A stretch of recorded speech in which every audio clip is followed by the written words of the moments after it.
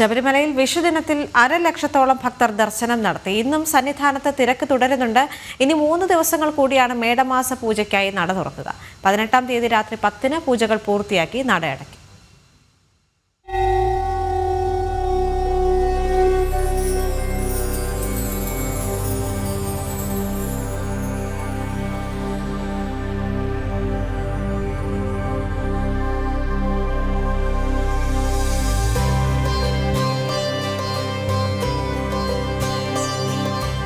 വിഷുദിനത്തിൽ അയ്യപ്പസ്വാമിയെ ദർശിച്ചത് 1,00,000-ഓളം ഭക്തർ. ഇന്നലെ മുഴുവൻ സമയവും സന്നിധാനത്ത് നിലനിന്ന തിരക്ക് ഇന്ന് രാവിലെയും തുടർന്നു. തിരക്ക് കൂടുതലുള്ളതിനാൽ 10-ാം തീയതിക്ക് ശേഷം ഫ്ലൈ ഓവർ മുഖേനയാണ് ദർശനം ക്രമീകരിച്ചിരിക്കുന്നത്.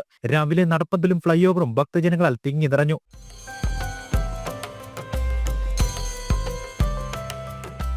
മണ്ഡല മകരവിളക്ക് തീർത്ഥാടന കാലത്തിന് സമാനമായി മിനിറ്റിൽ 80-ലധികം ഭക്തജനങ്ങളെ 18-ാം പടി കയറ്റിവിട്ട് തിരക്ക് നിയന്ത്രണ വിധേയമാക്കുന്നു.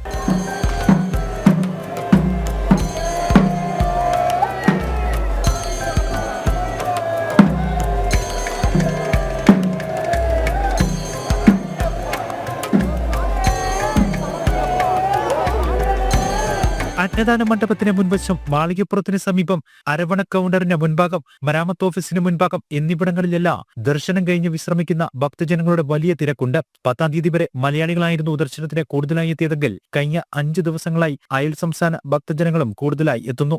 മാളികപ്പുറങ്ങളും കുഞ്ഞയ്യപ്പന്മാരും ഈ ദിവസങ്ങളിൽ കൂടുതലായി എത്തുന്നുണ്ട്. ഇന്ന് വൈകിട്ട് ദീപാരാധനയ്ക്ക് ശേഷം പടിപൂജയുണ്ട്.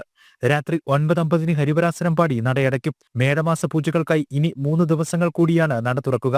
18-ാം തീയതി രാത്രി 10 മണിക്ക് പൂജകൾ പൂർത്തിയാക്കി നടയടയ്ക്കുന്നതോടെ നീണ്ട 18 ദിവസത്തെ ദർശനകാലത്തിന് സമാപനമാകും. ജനം, സന്നിധാനം.